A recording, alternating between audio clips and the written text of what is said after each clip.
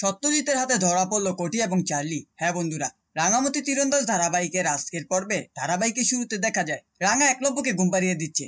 অন্যদিকে রাস্তায় সত্যজিৎ কোটি এবং চার্লিকে জিজ্ঞাসাবাদের জন্য পৌঁছায়। কোটি বলে, আমাদের কেন এভাবে আটকে রেখেছেন? আমরা তো সাধারণ মানুষ। সত্যজিৎ জিজ্ঞেস করে, আপনারা কোথা থেকে আসছেন এবং আপনাদের গাড়িতে কি কি আছে?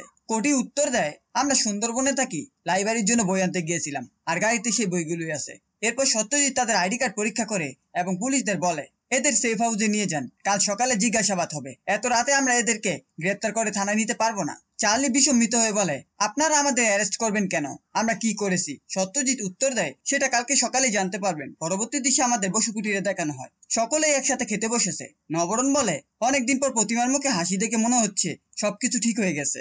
প্রতিমা বলে, অনেকদিন পর আমার ছেলে বাড়ি ফিরেছে, তাই একটু হালকা লাগছে। সাত্তুকি তখন বলে, আমার কিছু বলার আছে। এ কথাটা আমি একলব্যর সামনেও বলতাম, কিন্তু ওকে তো রাঙা ঘরে নিয়ে গেছে। আমাদের বাড়িতে যে পরিস্থিতি, সেখান থেকে বের হওয়ার উপায় বলতে চাই। প্রতিমা হাসি মুখে বলে, তুই বাইরে ঘুরতে যাওয়ার কথা বলবি?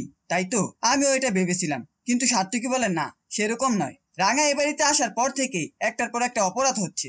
আমি আর এর মধ্যে জড়াতে চাই না, আলাদা হয়ে থাকতে চাই। তার কথা শুনে সবাই অবাক হয়। এরপর দেখা যায় রাঙা জানালা দিয়ে কিছু দেখছে, তারপর আবার একলব্যর পাশে এসে শুয়ে পড়ে। পরবর্তী দৃশ্যে পুলিশ দুই বোনকে একটি ঘরে আটকে রাখে। কোটি সত্যজিৎকে বলে, আপনারা ঠিক করছেন না, নিরীহ মানুষকে এভাবে হয়রানি করতে পারেন না। সত্যজিৎ উত্তর দেয়, আমরা কি করেছি সেটা কাল সকালেই বুঝতে পারবেন। সত্যজিৎ চলে গেলে চার্লি তার বোনকে বলে, এখন কি করবি দিদি? কোটি উত্তর দেয়, চিন্তা করিস না, আমাদের শেষ মারণাস্ত্র আছে, একলব্য বসু। ওর হৃদয়ে যে শিব বসানো আছে তার রিমোট আমার কাছে। একবার রিমোট চেপে দিলেই একলব্য বসু মারা যাবে, আর আমরা এটাকে অস্ত্র করে এখান থেকে বেরিয়ে যাব।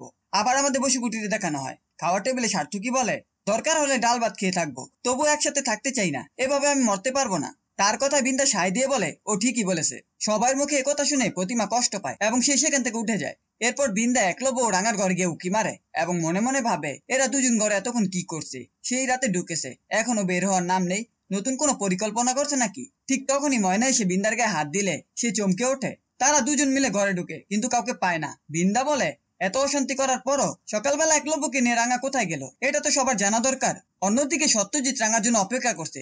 পুলিশ কর্মকর্তা এসে বলে, এভাবে আর কতক্ষণ আটকে রাখবো? মিডিয়া জানলে সারা দেশ ছড়িয়ে পড়বে। সত্যজিৎ জবাব দেয়, আমি আসল মানুষটির অপেক্ষায় আছি। শেষ দৃশ্যে রাঙা এসে দুই বোনের দিকে তীর তাক করে ধরে।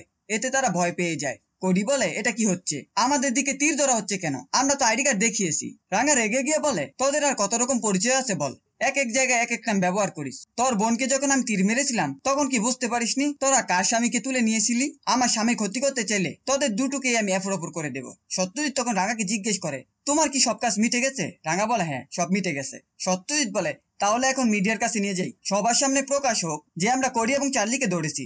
একথা শুনে দুই বোন বেশ ভয় পেয়ে যায়। এই ছিল রাঙামতি তীরন্দাজ ধারাবাহিকের আজকের আপডেট। ভিডিওটি ভালো লাগলে চ্যানেলটিকে সাবস্ক্রাইব করে পাশে থাকা বেল আইকনটি অন করে দিন এবং আপনাদের মূল্যবান কমেন্ট করতে ভুলবেন না।